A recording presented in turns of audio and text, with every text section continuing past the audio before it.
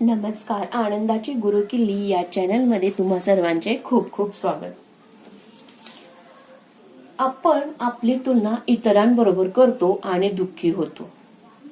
बऱ्याच वेळा आपण बघायचं, आपण आयुष्यात आपल्या घडत असलेल्या घटनांकडे दुर्लक्ष करतो आणि इतरांकडे बघत असतो आणि त्यामुळे आपण दुःखी होतो. एक कथा बघूयात.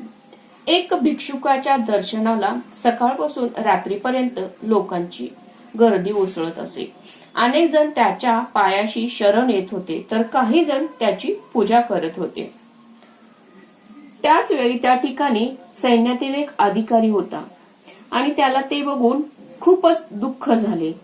म्हणून तो एक दिवस त्या भिक्षुकाकडे गेला व त्याने विचारले, मी या देशाचा सैन्यातील अधिकारी असून हजारो सैनिक माझ्या आज्ञेत आहेत, परंतु तू जर एखाद्या भिकाऱ्यासारखा आहेस, पुढच्या जेवणाकरिता तुला दुसऱ्यांपुढे हात पसरावे लागतात, तरी सुद्धा तुला माझ्यापेक्षा अधिक मान सन्मान मिळतो आहे. हे कसे काय? तुला पाहून मला वाईट वाटते आणि तुझा मत्सरही वाटतो. त्या भिक्षुकाने त्याला आपल्या आश्रमातून बाहेर नेले. ती पौर्णिमेची रात्र होती. चंद्राकडे बोट दाखवीत त्याने विचारले, ते काय आहे? अधिकारी आत्मविश्वासाने उत्तरला, चंद्र. भिक्षुकाने नंतर त्याला बागेत उमललेल्या गुलाबाचे फुल दाखवीत विचारले, हे काय बरे?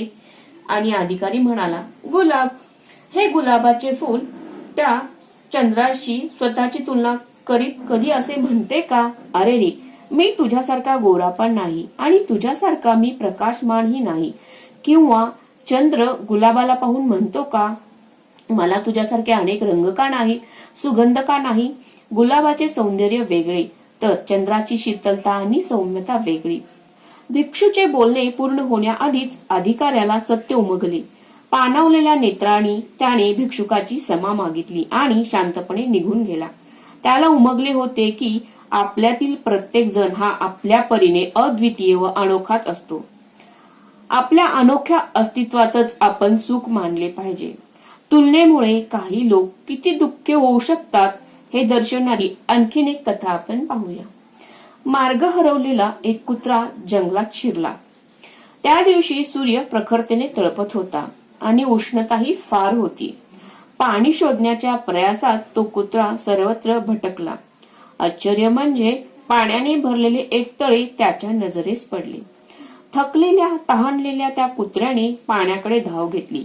पाणी पिण्यास खाली वागताच तळ्यात त्याला आपले प्रतिबिंब दिसले. आता मात्र तो तहान विसरला आणि स्वतःचेच प्रतिबिंबावर रागारागाने भुंकू लागला. तो अतिशय अशक्त व दुर्बल झाला होता. त्याच वेळी वारा वाहू लागला, त्यामुळे पाण्याचा पृष्ठभाग हलला आणि त्याचे प्रतिबिंब तरंगांमध्ये मिसळून अदृश्य झाले. आता मात्र त्या कुत्र्याने उत्सुकतेने पाणी प्यायला सुरुवात केली, कारण त्याला केवळ पाणीच दिसत होते, स्वतःचे प्रतिबिंब नव्हे.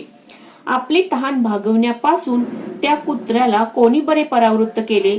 स्वतः त्या कुत्र्याने, नाही का? मूर्खाप्रमाणे स्वतःची तुलना दुसऱ्याशी करून आपण स्वतःच आपणासाठी अडथळे निर्माण करत असतो. शेजाऱ्यांकडे असणाऱ्या मालमत्तेची व नातेवाईकांनी घेतलेल्या नव्या वस्तूंची तुलना स्वतःशी केल्याने आपल्यातील अनेक जण स्वतःच्या जीवनात घडणाऱ्या विस्मयजनक प्रसंगाकडे, आनंदाकडे पाहण्यास मुकतात. आपण ही बऱ्याच वेळा आपली तुलना इतरांबरोबर करतो. आपल्या मुलांची तुलना इतर मुलांबरोबर करतो. त्यामुळे आपल्याला फक्त दुःख प्राप्त होते. त्यामुळे वेळीच या गोष्टी टाळा. इतरांबरोबर स्वतःची तुलना करू नका. तुमच्या मुलांची तुलना, घरातील इतर व्यक्तींची तुलना बाहेरील इतर व्यक्तींबरोबर करू नका. या गोष्टी तुम्ही वेळीच टाळलात तर तुम्हीही आनंदाने जीवन जगू शकाल. तुमच्याही जीवनात आनंदाच्या लहरी येतील. धन्यवाद.